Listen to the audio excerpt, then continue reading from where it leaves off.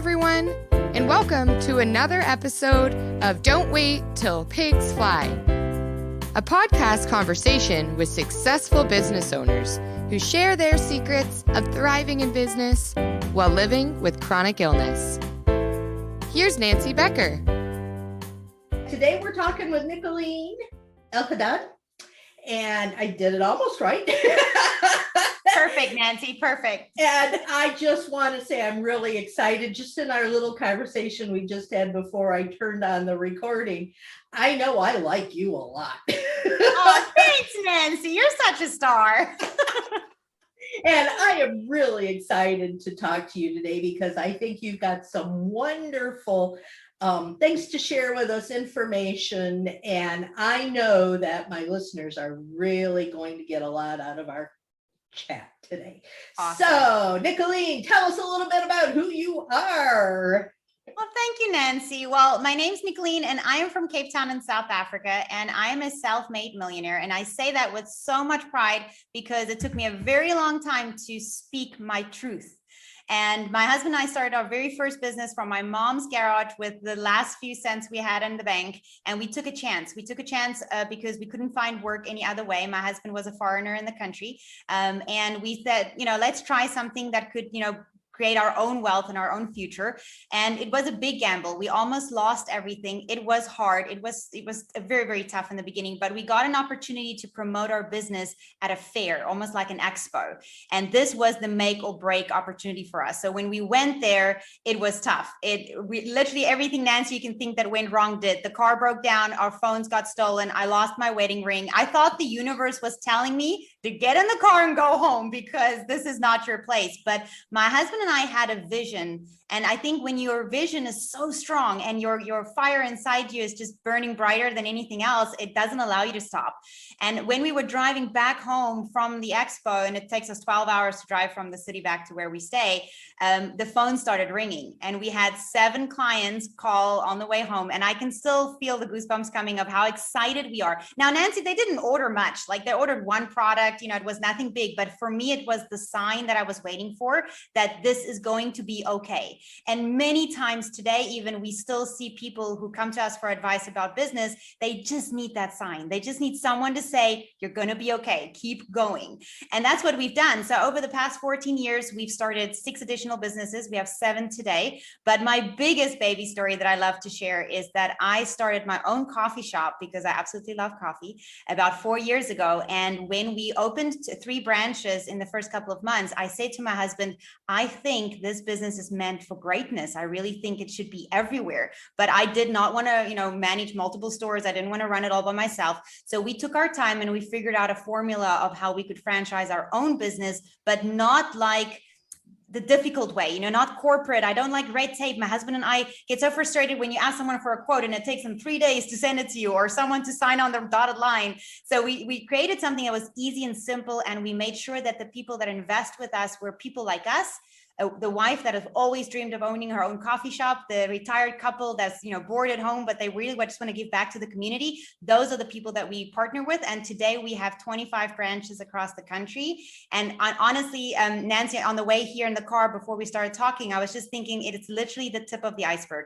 We have just scratched the surface of what we could possibly do. And not because of what I want to do, but because we've got so much impact on the community that the people want what we've got to offer now. And I think that is a gift that the universe was giving me. That gave me goosebumps. Yeah, I'm just sitting here going, I really connect with what you're saying. And I had a very, very successful business prior to my accident 7 years ago. And then after my accident, everything just crashed. And I just sat in a corner for a year and a half and went, I don't want to be here. I don't, Mm-hmm. And then I woke up one morning and I said, and I truly believe that I was given the opportunity. It's a God-given opportunity. And, it was God was saying, if you've got a life-changing illness, not a life-ending illness, get off your butt and get going. There's so much more that you can still do. And so now I work with other people with chronic illness. And you do not know the number of people that have said, oh, that's just too narrow a niche. Don't do that. That's not what you're meant to do. It's, you need to do this. And I'm going, oh, dang it. No, this is what I'm supposed to do, and interestingly enough, and I'm going to be talking to my coach about this, and you may have an idea on this too.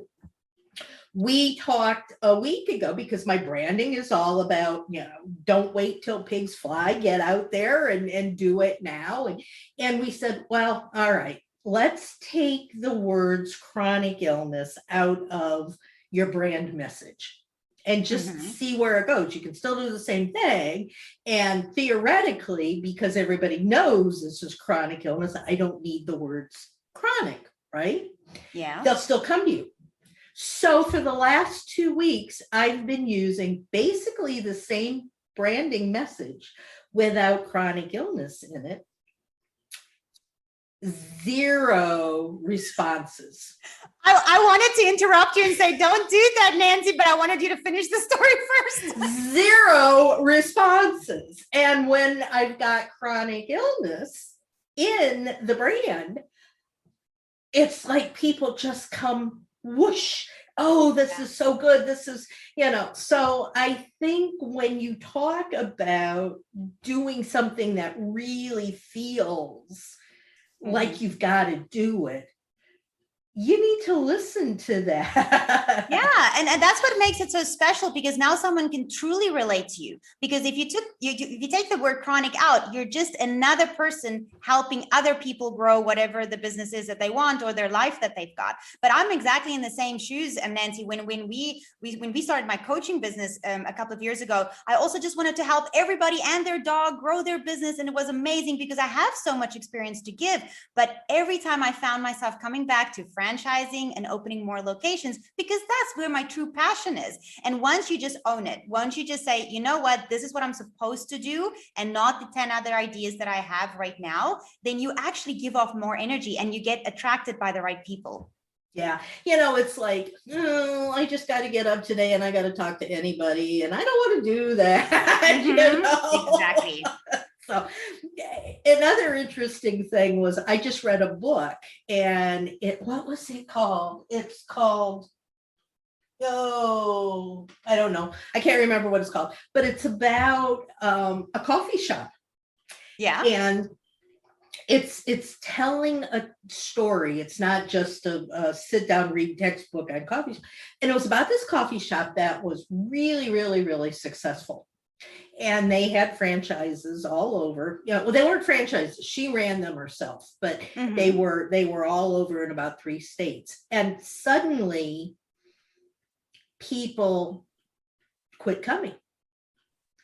And they didn't know why. And so she hired a detective, a marketing detective, which is what he calls himself, to come in and figure out what was going on. And they were looking at the environment of the coffee shop. They talked to customers, they talked to past customers. And it's exactly what you were saying. The people did not want the standard, I'm not going to say the name brand coffee shop, but they didn't want that. They wanted someone who was real, someone who cared about them. They wanted the baristas who would take time to talk to them and do special things for their birthdays and all that. And when they started to do that again, things started to build. So what kind of a lesson should businesses in general learn? Because I'm sure that's what you do, because that's exactly what you were talking about. Yeah, I believe that you need to look at your brand, and most people that have a business, it's probably not the first time someone's doing it. There's always someone else who does what you do, but bringing your own personal element into the business is what separates it. And a lot of times, Nancy, the business owner hides behind the name of the company. In most businesses where I walk in, whether it's a boutique, a hair salon, or even a coffee shop, I don't even know who owns the business. It's as if we don't want to be proud enough to say, hey, this is my business, or to be I don't know what the reason is, but we hide behind the name. And today, I think people would rather support a small business business who you actually can see the owner, you know about them, you read about them on social media, they show you behind the scenes videos, they make you feel like you're a part of their journey, and you end up wanting to help them reach their goal. Doesn't matter what that goal is, but if they're sharing that this is for their family, or they started it because of their mom, or whatever the reason is for the business, people get to connect, and we need to connect. 2020 was hard enough as it is, and this year is not looking much brighter. So really just get back to the roots actually, and share who you are and why you started your business. I started an online magazine a couple of years ago specifically for this, where I feel like female entrepreneurs need to share their story of why they started the business, what's their big lessons, the good, the bad, and the ugly, and what they would suggest to someone else to do, because we learn through stories. We can relate through a story. And every single business out there, Nancy, has good and bad. There is no business that I believe has just always had everything green arrows all the way ahead. And it's through those lessons that I can go, well, if Nancy did it, then I can do it. But if you only see the Oprahs and the wealthy people and all the, the famous things, it's hard to relate unless you know their story. So I would say that whatever your business is, always look at your competition, but for inspiration, not for competition. I remember, Nancy, when we opened our coffee shop, the first one, we had so much hate mail. So many people walk into our store to tell us you should close down, you shouldn't be here, this is going to kill other businesses. And the more I'm saying is, I'm a unique brand. I'm attracting a certain group of people, and the other people will still go where they go. I still go to my favorite coffee shops when I'm in a different area. I say, so I don't believe in that type of competition, but I do believe that if I look at my competitors, I can see what they do. I choose whether I like what some of the features that they use, but how can I bring my own element in and make it stand out even more? Because then it becomes me. And I would never do, Nancy, anything that's not aligned with my business. So for example, if someone is doing, let's say, lives every day or whatever, and that's not aligned with you, then you shouldn't do that. But you should find your thing, the thing that makes you unique to everybody else. That's absolutely beautiful. And it's true, but there's so much noise out there for business owners, women specifically, who they hear you've got to do a Facebook Live every day. You've got to do this. You've got to do, if you want business, you need to do this and this and this. When you're just starting out, I don't know how to do this. I'm just going to listen. This person seems to be really successful. I'm going to do what they do. Yeah. And when it doesn't work, that can be so traumatic. Yes. It's hard. And Nancy, what I always tell my clients is, when you find someone to follow, someone to feel almost like a mentor, someone that you want to get your ideas from, make sure that they are only a year or two ahead of you.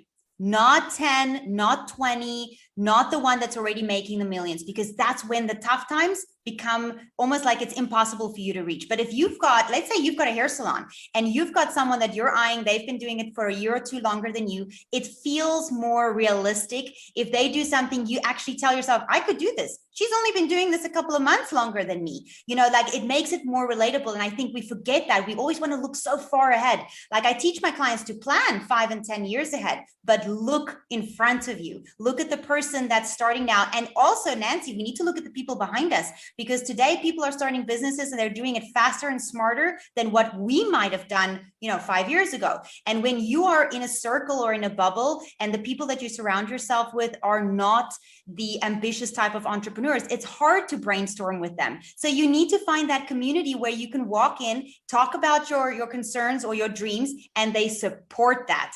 I mean, Nancy, my group of girlfriends, and I have as much as my hand can handle, I literally would share with them that this is my next thing, and nobody thinks I'm crazy. Nobody thinks it's impossible. They just flourish with love and then support from me, because they know that's all I need is just the support. But it's hard for women that have no support. It's hard for anybody who wants to start a business and their partner or their friends look at them like, are you crazy? You have no experience. Where are you going to get the money? What if it goes, wrong? Or what if you do? And that negativity makes it so hard to finally go after your dreams, which is the case that I think a lot of people struggle with in the beginning.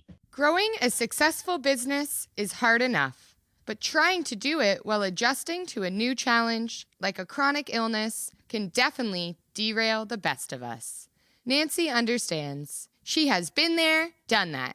With 30 years of success, she knows the necessary business hacks to increase your income and relieve the day-to-day stress of running a business, all while living in an uncooperative body.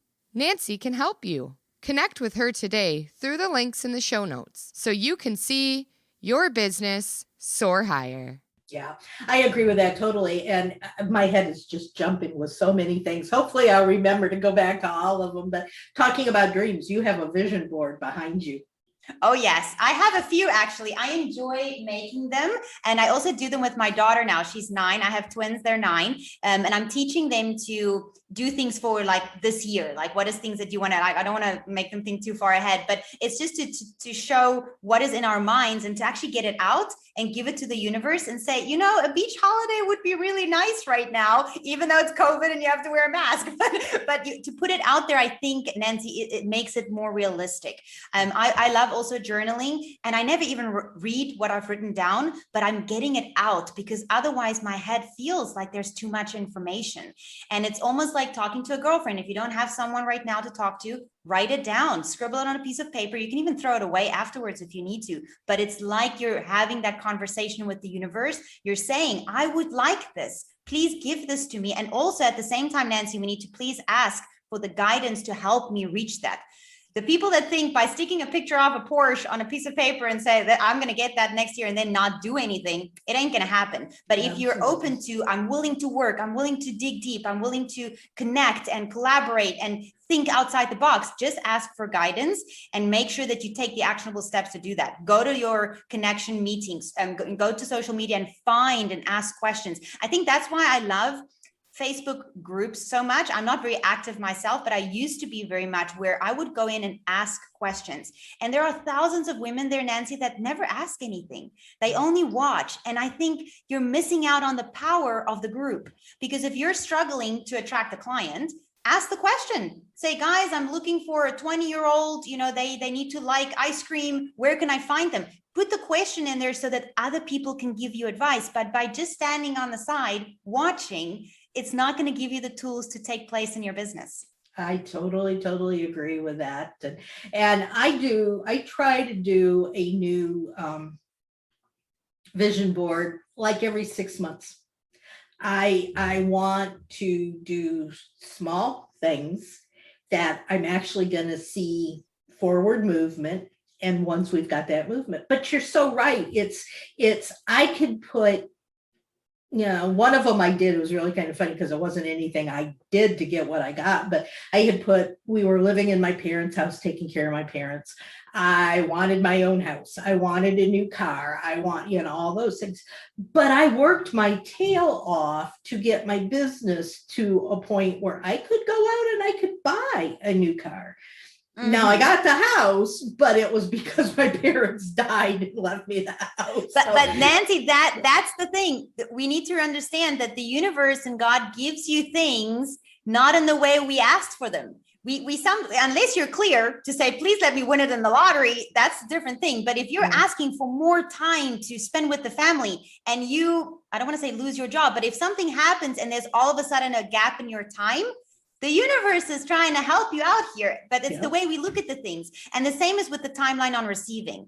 I'm big on asking for you, even directly for money or opportunities or friends or people in your life, but there's a reason that there's a time space in whenever you're supposed to receive it. It might actually be because we're not ready for that car, that money, that opportunity. And it's hard to hear, Nancy. People don't want to hear that you're not ready to make more money because we all say we do. But I've seen people that as soon as the opportunity comes their way, they literally freak out because they've always been told you can never manage money. They've always been told that when you have more money, there's more problems. And then all those negative thoughts come in and they actually push the opportunity further away. Yeah. So there is a lot of work that has to happen before you can get what you ask for. But the timeline, you need to remember, it's not on your timeline. It's when it's supposed to be. Absolutely.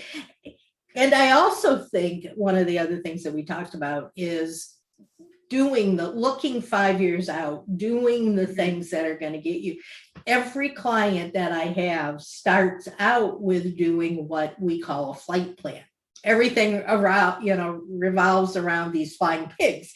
So I love it. So they do a flight plan. Even flying pigs got to know where they're going. Oh yeah. Right? So we look at what do you want to be happening in 5 years, and the vision board becomes a part of that, because you're trying to figure out. Because I get people saying, 5 years, I don't know what I'm having for dinner tonight. How can I look at 5 years in the future? But not only do you have to say what it is you want in 5 years, you have to be clear. It drives me nuts in these Facebook groups where they say, what do you want? And people say, well, I want more money. I want more clients. You can get $1. You can get one client, and that takes care of that more. You need to be clear. I want, by the end of this year, I want to be bringing in this one particular business, I want to be bringing in $500,000. So, okay, how am I going to get that $500,000? And you've got to work backwards. You got to say, I have 4 programs. This program I charge this much for. This program I charge this much for. How many people do I need to have in this and in this? And, and how am I going to get them? You have to be very clear and very specific in your goals. I love the statement that a goal is a dream if you don't have how to accomplish it. You've got to really figure that out. And so I think that's one thing that's really important. The other thing is, you also mentioned, when you're sitting in a room by yourself, anything goes up here, but does it make sense? How doable is it? Is anybody going to want it? You need to have a community around you. You need to have people that, and I agree with the 6 months to 2 years ahead of you kind of thing. I agree with that totally. I'm not going to feel comfortable in a group with Oprah. That's just gonna. It would be slightly intimidating, Nancy. Slightly. Just a little. But if there were, and the other thing is, the interesting part that I would love to talk to Oprah about is that overnight successes are not overnight generally. Oh, I don't think anybody has ever had that. I mean, unless you win the lottery, there's nothing. There's always a buildup towards something. So I also don't like that overnight term. And unfortunately, Nancy, everybody's looking for it. And it's so funny. It's almost like that it's not there, but yet we're still looking for it. It's like finding Atlantis. We're all hoping we'll get the island, but it's I don't know. It's not gonna happen. But when you're with a group of people who are just barely ahead of you, you can get advice from them. And if you're barely ahead of someone else, you can share your knowledge and expertise. Don't be afraid to share. That's it. There are how many billions of people in this world? There are enough people in this world for us all to have very enriching businesses, do what we want to do, make the money we want, without this horrible competition that's out there. You share. And I think one of the best ways of doing that, and I've been running mastermind programs for over 10 years, is to be a part of a mastermind program. Because have you been involved in anything like that? Yeah, I'm currently in a big mastermind as well. And I absolutely love it, because you always get to be in a group where there's people with so many different experiences, different business niches. And on the one side, it's nice when you hear someone else struggling, even though they've made millions or whatever the level is at. So it makes you feel a bit more confident of where you are. But it's also nice for building your network. You never know what's going to happen 2 years from now, 5 years from now. And I really believe that connecting and spreading your story more through those people is how you actually build your community. Because I know someone that Nancy would need, Nancy might know someone that I need. And if we don't talk, if we don't just share our story, we won't be able to connect people with each other. Absolutely. Absolutely. I agree with it. Let's switch gears a little bit. You had put 3 different things down on your input form when we first started talking. And one of those things, and we've talked about growth goals, but the next thing on your list is scaling. How does someone who's already in business, who's got something going and wants more, how do they scale? Well, Nancy, it depends on how scaling would be for you. So some people want to scale in the sense of making more money. Some people want to have a bigger impact in their brand in the country, or some people would want to have just a bigger team so that they don't have to do all the work. So scaling can be a lot of different things for people. But if we look at the general aspect and they want to go to the next level of their business, means multiplying everything so they can have more money, more freedom, and more staff and more support, you need to look at where your business is first. You need to almost like declutter your current business, make sure that it is actually automated. Is your business successful without you? And Nancy, this is one thing that a small business owner doesn't like to hear, but a successful business should run without you. It should have a model in which if Nancy is sick for 2 weeks, there will still be money coming in. Her staff will not be now homeless because Nancy didn't show up to work. That means the business formula that you formed is actually in a good space. And that means that you can take it to the next level. And in my world, that means opening more locations, more branches. Even online businesses can have more facilities so that they can service more people. But it's knowing your numbers, knowing how much a second location or another office would cost you, and what will that entail of you? How much time do you need to spend there? Will there be training involved? And yes, in the beginning, Nancy, this will scare a lot of people. They'll be like, no, that's too much for me. I don't want to go there. But what I always tell my clients is first, just live in the dream world for a while. Literally take a week or two whenever you go into the space of what can life look like when I scale. Live in the dream world where nothing's impossible. Write down all your thoughts. Say, as if you've already got the team, I will be able to manage 2 locations. I will be able to hire 2 more people. And then when you've got this plan written out of what this would look like, then you need to ask yourself, how would my life look like when I'm there? Because Nancy, once we can imagine that and you can actually see the freedom that you'll have, the more time, the more money, and what you can do with the money for your community, your family. Maybe you've got massive debt to pay off. Maybe you want to put your grandkids through school one day. Like everybody's got so many beautiful dreams out there. But once you can actually see what your business can do for you in the future, it is a bigger fire and an energy for you to go after it than if you just think of, oh, well, it's going to be really hard and I'm going to have to work a lot more than now. So no, I'm just going to rather stay where I am. But it really just starts with first saying, is my business surviving without me? And if it is not, then you need to make sure that you structure it in some way that the business can become slightly more automated, which just means we need to do this, Nancy, you need to remove the human element from your business. You need to remember the business is a brand by itself. The business solves a problem for someone through the products and services. You are the face of the brand. You are the person that created it. You're the mom. You're the one that's in charge. But you need to have a business that can speak for itself so that when you want to add an additional income stream for your business, which is something I really want to dig into as well, Nancy, because I think a lot of people, when they want to scale their business, they think, okay, let me take what I've got, get more customers in, sell more of the products and services we have, and then we'll make more money. But sometimes the business that you have is pretty beautiful just the way it is. What if you rather added an additional income stream to the business? What if you, let's say if you have a hair salon, I'm being very basic now, but if you had a hair salon,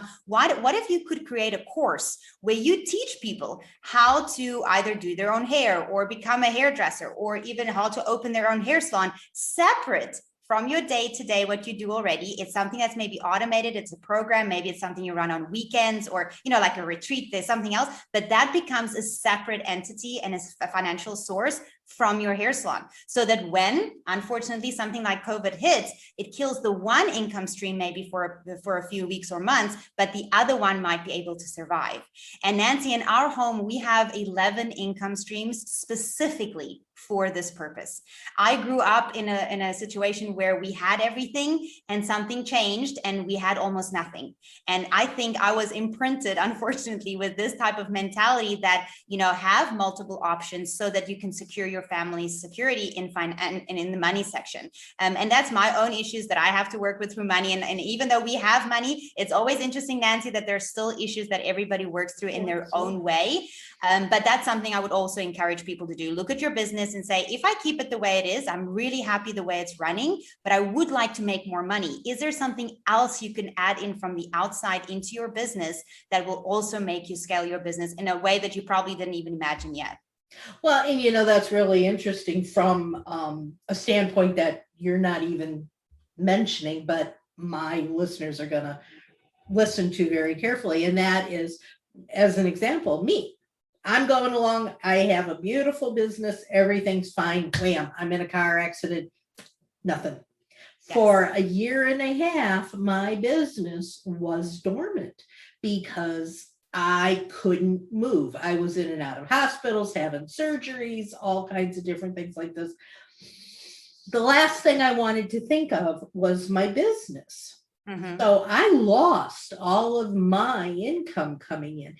If I had what I now have, which are programs and things mm-hmm. that, and I have staff now. Yeah, I didn't back then. I had never thought of that back when I was doing what and it's really amazing because when I used to live in Washington, D.C. for many, many years. And back there, I had a different business and I had 11 employees at one point. So I got sick back there and everything ran without me. But at this point, I had just me. And, that was it. Well, you learned a big lesson doing that. And that's never going to happen again. I now have the processes and the procedures and the systems so that, I had to cancel all of my meetings last Monday because I've been trying to get in to see a specialist for months. And all of a sudden an appointment opened up and they said, but you got to be here right at this time. And so I had to cancel all of my appointments. I had somebody else who was able to take care of them for me. So I didn't lose out. But also, Nancy, you've structured your life and your business now so that you have the freedom to make those choices. It's not a life or death situation. If I don't see this client now, it's okay if we move them to tomorrow or to reschedule. Right. But in the beginning, when your business is tight and you feel like everything that you do depends on you and it matters so much because otherwise it's make or break, that's not a nice life to live. That's not that's not what I think the entrepreneurial journey was supposed to meant to be. It's supposed to be so joyful and so much more exciting, and you should come up with great, crazy, wild ideas every day. And I do believe, Nancy, that the universe brings you ideas. Some are not meant for you, but you need to receive them, say thank you or no thank you, and let them move on to the next person. Because I've always heard people say, oh, when they started that thing, and I always wanted to do that. And then I'm like, yeah, well, maybe the universe asked you and you were not open to doing anything. Maybe for that, there's multiple reasons for that, but I do believe that. I think that you need to be more open for things and get out of your little comfort zone, because that's where it can become too protected. And when things go wrong, then you actually lose all the hard work that you've done. Absolutely. I think these things are so important. And but the biggest problems that I see with all of this are, and I've always said, I'm not the mindset person. I'm the tools and strategies person, but you cannot eliminate the one from the other. You've mm-hmm. got to have both of them. Oh, yeah. And even for businesses who have been around for a while, who are doing well, they often will have these mindsets where, number one, I have to do it myself. Mm-hmm. I don't want to release the reins to someone else because I'm going to lose control. Yes. And when it's somebody just getting started, and I understand getting started, but if you've been doing it for a little while, you've got some income coming in, you've got something there. You say, I can't do this. I can't hire a VA. I can't do this. I can't buy new software. I don't have the money. I have to do it myself. For the longest time back in DC when I was doing it, and I was making good money and I was running a very successful business, but people would come to me and say, hey, have you ever considered partnerships? Or, hey, no, it's my baby. Go away. This is mine. Right Yeah, now, that's I'd love, if somebody wants to be my partner, let me know. I'm happy to consider it. But you've got to do a flip in your mindset. Yeah, it's hard for people, Nancy, to let other people in, and I get that. It is your baby. You started, you came up with the idea, but it's always interesting. I'm reading a lot of books on how to truly take your business to the ultimate level, and they always refer to people like the Zuckerbergs, the people that have done massive things. And Nancy, these people own anywhere between 10 to maybe 33% of their business. Through the years, they have sold shares, they found investors to help them elevate their business. And if you don't know these facts, if you think that Zuckerberg still owns the entire Facebook, then it just makes you think that that's how you should run your business. But when you start reading more about big companies and how all these big guys had to, not had to, it was a smart choice that they made to sell off slow parts of their business so that they can grow tenfold, then that allows you to start thinking, well, okay, maybe to have a business partner would not be the end of the world. Maybe to find a VA once a week to take an hour or two of my work and do it probably faster and better than me is going to make me money. And usually when it comes to just getting the hang of letting some of the work go to someone else, I always say that look at how long it takes you to do it. Doesn't matter what it is. Even if it's social media, if it takes you 2 or 3 hours a day or a week to do something that is not your strength, it's not your main thing. This is not going to make you money. It's part of your business, but it's not going to make you money. You need to figure out what could you have done in that time that actually makes you money. And if you know, well, I could have serviced 3 customers, I could have gone here and sold this, then you've already answered your question. Because if you can literally, I spoke to a client the other day, she sells one specific product now in her business and all the income goes to all the people she hires.